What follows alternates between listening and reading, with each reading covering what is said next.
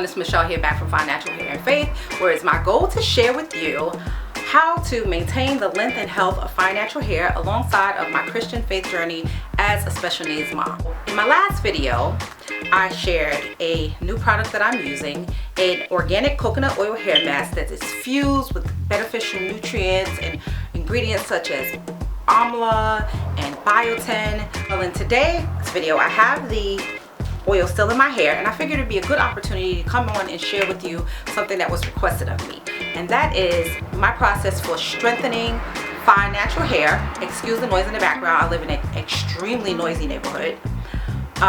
New York City living, hashtag annoyed. I'm going to share with you how I strengthen my fine hair, my process for it, how often I do it. Before I talk about that, let's first talk about proactivity versus reactivity. Charlie, I know you did not just come up in here. Who came to visit? Like, what are you doing? Why are you here? Can you go? Get out the room. Go on, get out. So, reactivity versus proactivity. When you're being reactive, simply put, that's when your hair is dry, your hair is breaking, and you are looking for something to stop it. You're looking for something to moisturize your hair because it's dry and now it's breaking, and when it's breaking, you're looking for something to strengthen it and keep it moist. That is reactivity, and we do not want that.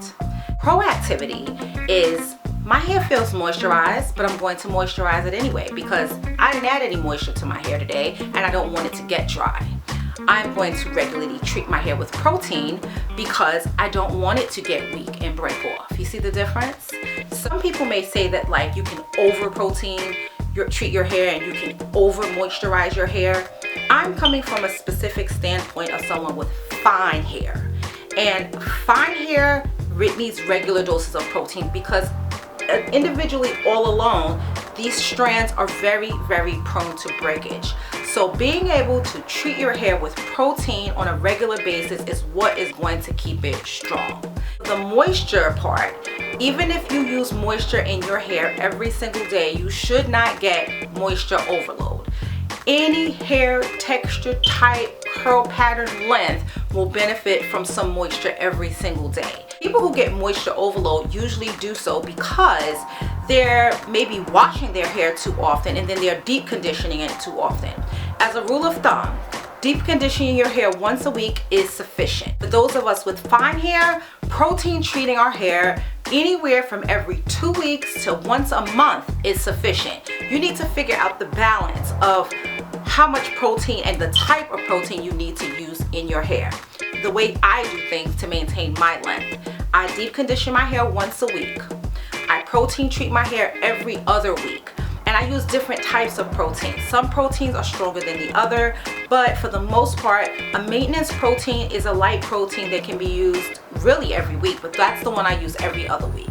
For my light protein, I like to use Aubrey Organics GPB conditioner. Glycogen protein balancing conditioner. It replenishes and strengthens your hair. This product I use as a pre-poo in conjunction with coconut oil, and I will do this every other week or so, and that is how I get a small dose of protein in my hair. Keeps it balanced and moisturized. On the days that I am not using the GPB, I am using a stronger protein, and that is my DIY goat's milk conditioner or henna.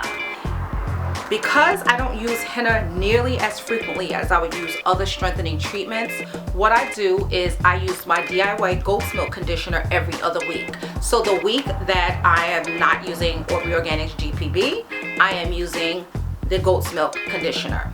And then every 2 to 3 months, I will use henna. Henna is not a protein, but it kind of mimics a protein. It does strengthen the hair. Plus, you get a wonderful benefit of coloring gray hairs if that is your goal. That is my goal. Yes. So, strengthening your hair, moisturizing your hair proactively versus reactively is what you need to do to keep it from breaking and to keep it strong. I can't speak for other hair types. All I can speak for is the fine hair and how it reacts. And I cut my hair up to my neck a year and like 2 months ago or 3 months ago, and now I am back to below armpit length. So I'm retaining length, and the way I do that is I strengthen my hair on a regular basis. When it comes to day-to-day styling, I do not use many products that contain protein in them for day-to-day styling, except for a gel when I do a wash and go. The gel helps to sort of strengthen and solidify the hair and keep it frozen, so to speak, in place, but it's still flowy, if that makes any sense. So I still have some bounce with the gel that I use, which is the Around the Way gel by Curl Prep. With that gel, it does contain some goat's milk in it. My hair just loves goat's milk. So that gel helps to keep it strong as well as keep it styled and flowy and bouncy. It's balanced off. Depending on the density of your hair, that's another thing to take into consideration. If your hair is not very dense and you have a lot of fine strands, that means it's fine and thin. Protein is going to be your best friend. If your hair is much more dense and you have fine hair, you may need less protein, because all of these hairs sort of protect each other, especially when you wear it in its naturally curly state. Your protein treatments must always be balanced out with moisture, otherwise your hair will get hard.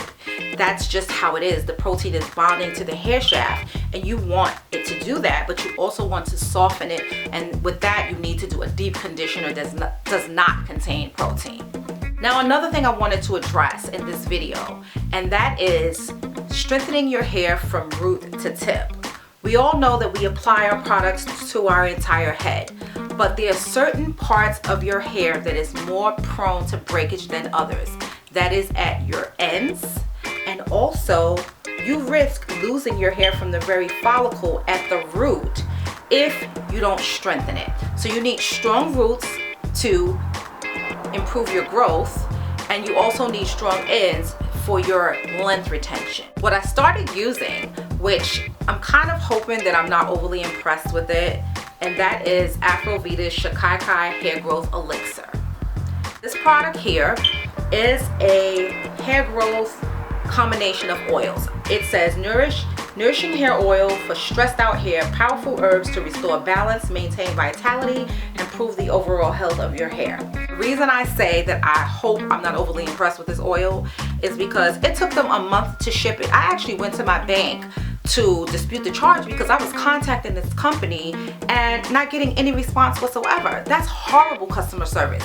And one thing about me is, if I buy something, and even though I love it, if your customer service is horrible, I will just do without. For now, since the bottle's brand new, I'm going to be using it on my scalp every other night. I massage it in. It's to strengthen the roots of your hair. If this works out great, I'm going to be sad to see it go, because I will not be patronizing them anymore. Instead, what I will do is I will start using again my Wild Growth hair oil. So anyway, that's enough for this video. 20 minutes, I'm supposed to keep this oil thing in and then wash my hair out. So I'm going to do a video in the future of a full wash day, what it's like for me. It usually takes 2 days because I pre-pool the day before, but that's neither here nor there. I will record that if you're interested in me sharing a full wash day session. I will share a full wash day session. If you're interested in that, let me know in the comment section below. Thank you for watching this video. Have a very blessed day. Thumbs it up, share it, all that good stuff.